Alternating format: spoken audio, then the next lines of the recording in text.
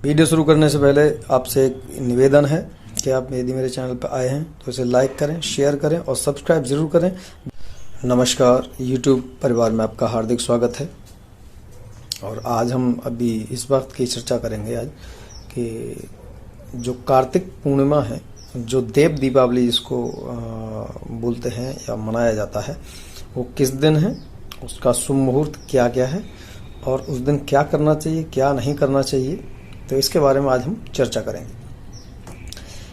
देखिए, देव दीपावली कई इस पे कथाएं हैं कि उस दिन तारकासुर का भी वध हुआ था। उस दिन भगवान शंकर के अनेक रूपों का वर्णन मिलता है। और ये भी होता है कि उस दिन जब अयोध्या में भगवान राम आए थे तो उस दिन भी उसी दिन वहाँ पे एक पर्व के रूप में पूरी अयोध्या को दोबारा से सजाया गया था, क्योंकि पूर्णिमा है और पूर्णिमा भगवान विष्णु का दिन माना जाता है। तो उसी तर्क के हिसाब पे उस दिन देव दीपावली इसलिए भी कहते हैं। उस दिन एक तरह से देखा जाए तो अच्छाई की बुराई पर जीत थी। जैसे कि लंका दहन के बाद जब रामचंद्र जी जीत के आए थे तो बोला जाता है कि अच्छाई पर बुराई पर अच्छाई की जीत थी। तो ऐसे ही उस दिन तारकासुर और उसके तीनों बेटों का जब तारकासुर मारा गया और उसके बाद उसके तीनों बेटे भगवान ब्रह्मा से वरदान मांग के दोबारा से वे चाहते थे युद्ध करना, तो उनका भी वध हुआ। इसी के उपलक्ष्य में उसको देव दीपावली कहते हैं। तो उस दिन हमें क्या करना चाहिए, क्या नहीं करना चाहिए। देखिए, ये बहुत शुभ मुहूर्त है। देव दीपावली जो लगेगी वो इस साल 27 दिसंबर 2023 को है और उसका जो टाइम रहेगा वो रहेगा जो 26 तारीख है आपकी, उसको 2:53 से देव दीपावली का मुहूर्त लग जाएगा। पूरी रात्रि रहेगी और 27 तारीख में वो तकरीबन 3 बजे तक 2:45 तक उसका मुहूर्त रहेगा। तो उस दिन जो दो योग बन रहे हैं वो योग ये हैं कि उस दिन अभिजीत मुहूर्त है वो 11:30 से 11:45 से और 12:30 तक है। और जो सर्वार्थ सिद्धि योग है वो 1:30 के और शाम को 6:30 तक है। तो सर्वार्थ सिद्धि योग में हम पूरा कर सकते हैं कि वो सभी फलों को देने वाला और एक ऐसा मुहूर्त है जिसमें सर्व कार्य सिद्ध होते हैं। और उस दिन देव दीपावली पे यानी कार्तिक पूर्णिमा का भी है। तो कार्तिक का तो अपने आप में ही बहुत एक महत्व होता है कि आप कार्तिक मास को पूरा नहाएंगे। कुछ लोग ऐसा करते हैं, कुछ स्त्रियां अभी भी करती हैं। जो ग्रामीण हैं तो उस दिन स्नान का बहुत ज़्यादा स्नान, दशहरा जिसको उस दिन मनाया भी जाता है, उस दिन देव दीपावली भी होती है और बहुत ही ज़्यादा उसका एक महत्व है कि गांव से आज भी लोग मेला देखने के लिए या गाड़ियों में या बैल बुग्गी में जाते हैं और स्नान ध्यान करते हैं, वहाँ पर रहते भी। तो उस दिन यदि कोई आपके पास पवित्र नदी है, उस नदी में आप स्नान करिए।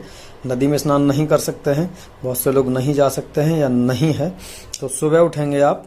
सुबह उठने के बाद भगवान का स्मरण करेंगे, धरती माता के पैर छूएंगे, अपने माँ बाप के पैर छूएंगे। माँ बाप पास में नहीं है, आप कहीं दूर जॉब करते हैं तो उनका स्मरण करेंगे, अपने इष्ट को याद करेंगे और उसके बाद आप उठ के जो भी नित्य कर्म होता है आप फ्रेश वगैरह हो जाएंगे। उसके बाद नहाइए। यदि आप गंगा स्नान जा सकते हैं तो बहुत ही बढ़िया बात है, इससे बढ़िया और कोई बात हो नहीं सकती। और यदि नहीं जा सकते हैं तो किसी भी तीर्थ का जल आपके घर में रखा हो या फिर गंगा का जल रखा हो तो उसको उस नहाते हुए पानी में डाल लीजिए। वो एक ही बात होती है, वो भी उसी के समान होता है जो गंगा में आप स्नान करेंगे। सभी को स्नान कराइए। उसके बाद सभी अपना स्वच्छ वस्त्र पहनेंगे। उसके बाद भगवान विष्णु और माता लक्ष्मी, भगवान शंकर, भगवान गणेश और जो भी आपके इष्ट हैं, इनकी आप पूजा करेंगे, पूजा आराधना करेंगे। इनको धूप दीप दिखाएंगे, इनको स्नान ध्यान वगैरह कराएंगे। नए इनके वस्त्र आप इनको धारण करेंगे और मुख्य द्वार पर आप पानी में या गंगा जल में, या पानी कहेंगे जो जल होता है, उसमें आप हल्दी का घोल बनाकर उसको द्वार पर छिड़क देंगे, स्वास्तिक बना देंगे पूरे घर की साफ सफाई करने के बाद। और इससे ये होता है कि ऐसा माना जाता है कि भगवान विष्णु और माँ लक्ष्मी इस दिन आपके घर आएंगे। तो सभी प्रसन्न चित्र हैं। मीठी मिठाई का भोग लगाएं, दूध की मिठाई का भोग लगाएं, आप पीली मिठाई का उनको भोग लगाएं, पुष्प इत्यादि आप जो भी पूजा विधि करते हो वो आप सब करने के बाद फिर भगवान विष्णु के सहस्त्र नाम का पाठ जरूर करें। माता लक्ष्मी के आप कनकधारा स्तोत्र, कुंजिका स्तोत्र या फिर आप माता लक्ष्मी का कोई मंत्र, भगवान विष्णु का जो भी आपको आता हो वो आप कर सकते हैं। और आपको नहीं आता है तो भगवान विष्णु का आप सहस्त्र नाम कर लीजिए, ओम नमो नारायण कर लीजिए, और उसके बाद माता लक्ष्मी का आप कनकधारा स्तोत्र का पाठ करिए, फिर से भगवान विष्णु का सहस्त्रनाम का पाठ करिए। ये एक अचूक प्रयोग मैं आपको बता रहा हूँ, जो पहले भी मैं वीडियो दे चुका हूँ, चैनल पर पड़ा हुआ है। उसको करने के बाद आप सुबह दीपदान करेंगे उनको। यदि पीला दीपक है तो बहुत अच्छी बात है, दीपक को पीला कर लीजिए। जो कच्चे मिट्टी के दीपक होते हैं उनको पीला कर लीजिए, रंग लीजिए, उसको हल्दी में कर लीजिए और उसमें घी का आप दीपक जला दीजिए। शाम के समय फिर से आप वही प्रक्रिया करिए, अपना पूरा जो दान वान आप दिन में करेंगे, घी का दान करें, बहुत अच्छा है। अपना खाने के लिए जो भी वस्तु आपको उपलब्ध है आसानी से आप वो दान कर दीजिए, गरीबों में बांट दीजिए।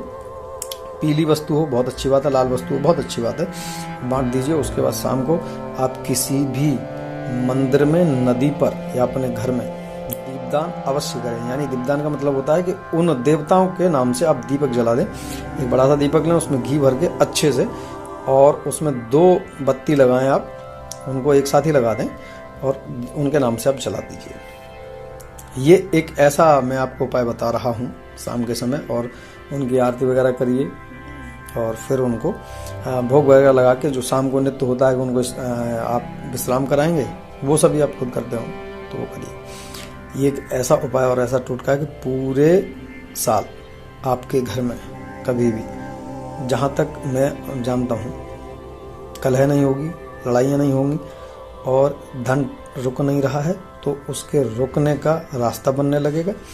आपकी आमदनी में वृद्धि हो जाएगी, इनकम आपकी बढ़ जाएगी, रास्ते आपको और भी खुल जाएंगे और आप प्रसन्न चित्त रहेंगे, घर में खुशहाली आएगी। तो आप ये करिए। और उससे पहले यदि आप मेरे चैनल पर आए हैं, नए हैं और मेरे YouTube वीडियो आप देख रहे हैं, तो इसको लाइक, शेयर और सब्सक्राइब जरूर करें। ये मेरी आपसे करबद्ध विनती है। नमस्कार, धन्यवाद।